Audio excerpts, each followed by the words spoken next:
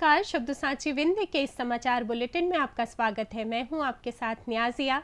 शुरुआत करते हैं हेडलाइन से।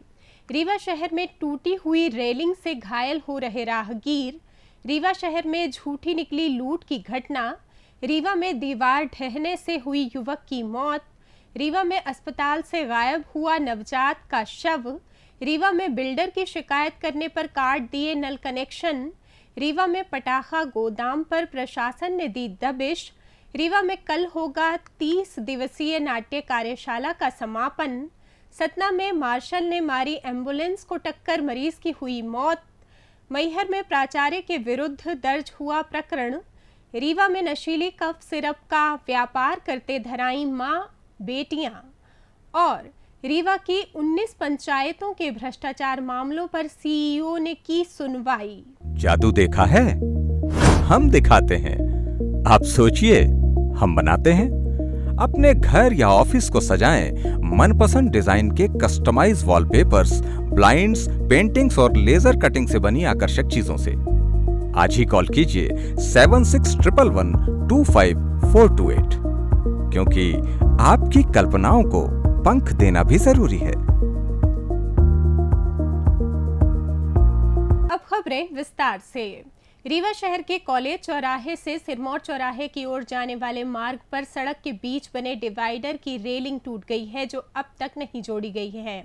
ऐसे में सड़क पर पड़ी रेलिंग से आए दिन दो पहिया वाहन चालक चोटिल हो रहे हैं। इसमें हैरान करने वाली बात यह है कि एक तरफ कॉलेज चौराहा से प्रकाश चौराहे की ओर जाने वाले मार्ग पर बने पुराने डिवाइडर को तोड़कर नया बनाया जा रहा है, वहीं दूसरी ओर कॉलेज चौराहे के पास टूटी हुई रेलिंग को लेकर प्रशासन गंभीर नहीं है, जबकि ये शहर का सबसे व्यस्ततम और वीआईपी मार्ग है, जिससे शहर के प्रशासनिक अधिकारी भी गुजरते हैं। रीवा शहर में सोमवार तड़के हुए कथित लूटकांड का पुलिस ने खुलासा कर दिया है।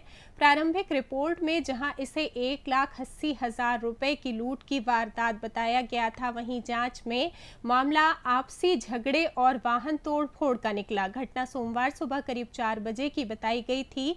फरियादी जवा थाना क्षेत्र के ग्राम गढ़वा निवासी सौखीलाल गुप्ता ने पुलिस को बताया था कि वो अपने भाई और ड्राइवर संजय गुप्ता के साथ पिकअप वाहन से करैया मंडी सब्जी लेने जा रहा था। उनका दावा था कि पंचम पैलेस के पास 3 लोगों ने वाहन पर तोड़फोड़ की और 1,80,000 रुपए लूट कर फरार हो गए। मामला दर्ज होते ही साइबर सेल और विश्वविद्यालय थाना पुलिस की टीम सक्रिय हुई और तकनीकी साक्ष्य खंगाले गए। थाना प्रभारी हितेंद्र नाथ शर्मा ने बताया कि जब पुलिस ने संदिग्धों को पकड़कर पूछताछ की तो मामला पूरी तरह से उलट निकला। दरअसल पिकअप वाहन के तेज रफ्तार में गुजरने और टक्कर से बाल बाल बचने पर दोनों पक्षों में झगड़ा हुआ। आरोपी युवकों ने पंचम पैलेस के पास पिकअप को रोककर कांच तोड़ दिया और मौके से चले गए। किसी भी तरह की लूट नहीं हुई थी। रीवा शहर के जेपी नगर पडरा में सोमवार को दीवार ढहने से श्रमिक दिलीप साकेत पिता कंछेदी लाल साकेत की मौत हो गई। बताया जा रहा है कि दिलीप मनोज द्विवेदी के घर में दीवार ढहा रहा था। इसी बीच दीवार उसके ऊपर गिर गई, जिससे वो गंभीर रूप से घायल हो गया, जिसे उपचार के लिए शहर के संजय गांधी अस्पताल में भर्ती कराया गया, जहां उपचार के दौरान उसकी मौत हो गई। इस संबंध में सिविल लाइन पुलिस को भी सूचना दी गई। इसके बावजूद भी अभी तक कोई कार्रवाई नहीं हुई। कैसे गिर गई थी दीवार? दीवार गिर गई थी। दीवार काम कर रहा था, दीवार गिरा रहा था। अच्छा, कितने समय मौत हो गई? मौत को तो हमको पता नहीं, हमको जानकारी मिली लगभग 4 बजे करीब।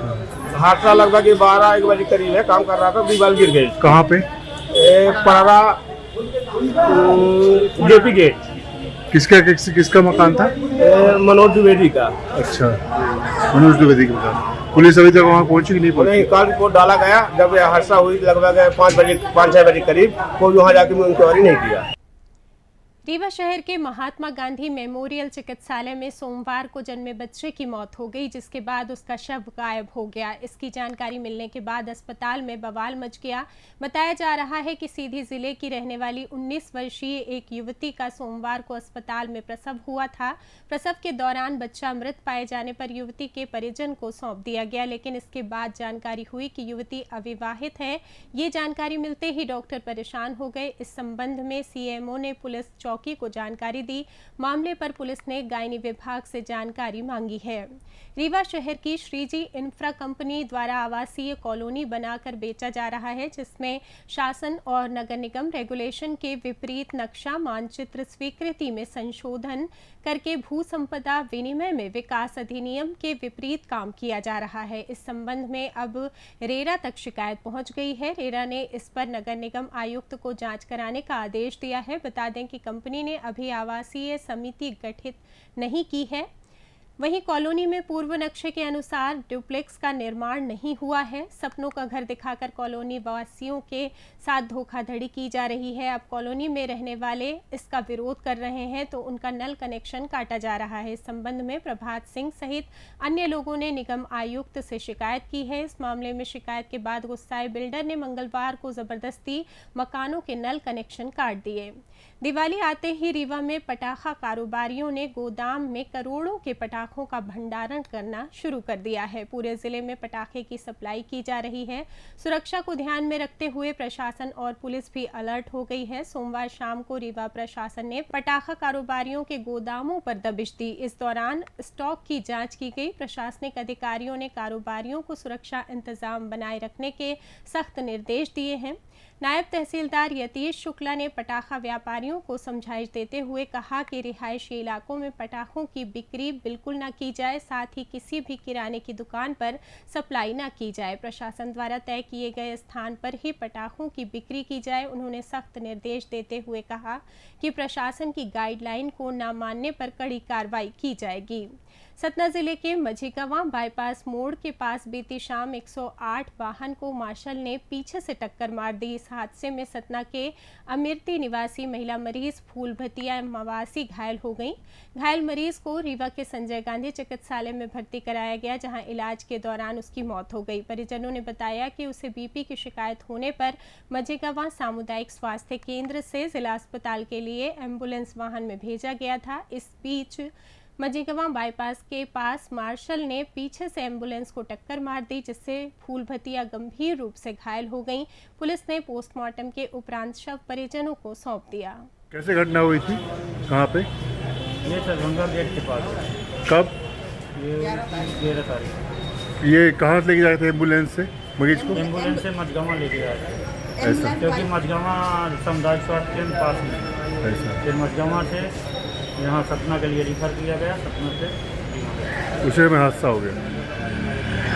मैहर जिले के रामनगर स्थित शासकीय पीएम श्री कन्याशाला में प्राचार्य पर 2 छात्राओं से मारपीट का आरोप लगा है। इस मामले में पीड़ित छात्रा ने रामनगर थाने में प्राचार्य संतोष पटेल के खिलाफ प्राथमिकी दर्ज कराई है। ये घटना सोमवार को हुई। फरियादी छात्रा के अनुसार वो अपनी सहेली के साथ स्कूल पढ़ने गई थी। आधी छुट्टी के बाद उसे पेट में दर्द हुआ, जिस पर उसने अपनी शिक्षिका शशि किरण मैडम को बुलाया। इसी दौरान प्राचार्य संतोष पटेल कक्षा में आए और बिना किसी कारण छात्रा के गाल पर थप्पड़ मार दिया, जिससे वो गिर गई। प्राचार्य ने उसकी सहेली छात्रा को भी बाल पकड़कर पीटा और जमीन पर गिरा दिया, जिसके बाद एक छात्रा बेहोश हो गई। छात्राओं से मारपीट के इस मामले में पुलिस ने प्राचार्य संतोष पटेल के विरुद्ध विभिन्न धाराओं के तहत प्रकरण दर्ज किया है। रामनगर थाना प्रभारी ने बताया कि फरियादी के आवेदन पर मामला दर्ज कर लिया है और तथ्यों के आधार पर आगे की कार्रवाई की जाएगी। मामले की जांच जारी है। मध्य प्रदेश नाट्य विद्यालय भोपाल और मंडप सांस्कृतिक शिक्षा कला केंद्र रीवा के संयुक्त तत्वावधान में 15 सितंबर से 15 अक्टूबर तक Pentium point technical college Rewa में 30 दिवसीय नाट्य कार्यशाला का आयोजन किया गया। इस कार्यशाला का प्रशिक्षण मध्य प्रदेश नाट्य विद्यालय के प्रदीप तिवारी द्वारा प्रदान किया गया। कार्यशाला में सभी आयु वर्ग के प्रतिभागियों ने हिस्सा लिया और प्रसिद्ध लेखक भुवनेश्वर द्वारा लिखित एकांकी आज़ादी की नींद को तैयार किया गया। इस नाटक का मंचन 15 अक्टूबर को दोपहर 3 बजे Pentium point technical college Rewa के सभागार में किया जाएगा। मंडप आर्ट संस्था के सचिव विनोद कुमार मिश्रा ने बताया कि इस नाट्य प्रस्तुति का प्रवेश निःशुल्क है। उन्होंने अधिक से अधिक दर्शकों से इस प्रस्तुति को देखने के लिए पेंटियम पॉइंट टेक्निकल कॉलेज के सभागार में उपस्थित होने का आह्वान किया है। रीवा की सिटी कोतवाली पुलिस ने मां सहित 2 बेटियों को मेडिकल नशे का कारोबार करते हुए गिरफ्तार किया है। तीनों के विरुद्ध पुलिस ने एनडीपीएस एक्ट के तहत मामला दर्ज कर आगे की कार्रवाई की है। इस कार्रवाई पर सीएसपी राजीव पाठक ने जानकारी देते हुए बताया कि कोतवाली थाना प्रभारी श्रृंगेश सिंह राजपूत को मुखबिर से सूचना मिली थी कि धोबिया टंकी के समीप महिलाओं द्वारा मेडिकल नशे का कारोबार किया जा रहा है, जिसके बाद पुलिस अधीक्षक शैलेंद्र सिंह चौहान के निर्देश पर टीम गठित कर छापामार कार्रवाई की गई, जहां दीवार में बनाए गए गड्ढे से तकरीबन 101 शीशी नशीली कफ सिरप जब्त की गई है। बताया गया है कि कुसुम साकेत अपनी बेटी रोशनी साकेत और ज्योति साकेत के साथ नशीली कफ सिरप के इस कारोबार को संचालित कर रही थीं। रीवा में पंचायत एवं ग्रामीण विकास से ग्राम पंचायतों को मिली रकम सरपंच व सचिव ने हजम कर ली। इस तरह से पंचायतों में आर्थिक अनियमितता करने वाले 19 ग्राम पंचायतों के मामलों की सुनवाई जिला पंचायत सीईओ ने की। मंगलवार दोपहर 3 बजे से हुई सुनवाई में सरपंच व सचिवों ने अपने पक्ष रखे। बता दें कि रीवा जिला पंचायत में बड़ी संख्या में सरपंचों और सचिवों को पद से पृथक करने के मामले रखे हैं। साथ ही सचिवों के खिलाफ धारा 92 का मामला लंबित है। इस मामले को लेकर कलेक्टर ने भी गत दिनों निरीक्षण के दौरान लंबित फाइलों को देखकर कड़ी फटकार लगाई थी। इसी के साथ ये समाचार बुलेटिन समाप्त हुआ। कल फिर मिलेंगे नई खबरों के साथ। जुड़े रहिए शब्द सांची विंध्य से, और विंध्य से जुड़ी तमाम खबरों के लिए हमारे चैनल को सब्सक्राइब कर दें। अपने आसपास की खबरें हम तक पहुंचाने के लिए स्क्रीन पर दिए नंबर पर आप संपर्क भी कर सकते हैं। धन्यवाद।